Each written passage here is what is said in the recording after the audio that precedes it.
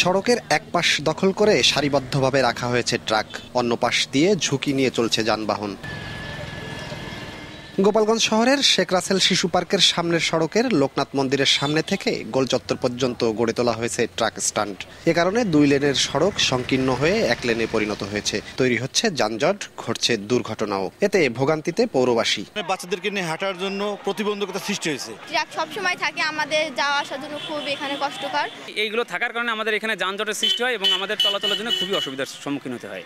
রিক্সা চলাচল, জনগণের হাঁটায় চলাচল, অসুবিধা, সমস্ত দিক দিয়ে অসুবিধা আছে। আমরা যাতে না, অন্যটা গাড়ি আসলেও যেতে পারে না, সবসময় যানজট লেগেই থাকে। ট্রাক মালিক সমিতি বলছে, বারবার জানানোর পরও শুধু আশ্বাস দেওয়া হলেও নির্মাণ করা হয়নি ট্রাক টার্মিনাল। তাই বাধ্য হয়ে সড়কে ট্রাক রাখছেন বলে জানান তারা। আমরা ব্যাট দেই, ট্যাক্স দেই, সবকিছু আমরা ঠিকমতো দেই। অনেক জায়গায় গেছি, আমাদের দেবে বলে কোনো টার্মিনাল দিচ্ছে না।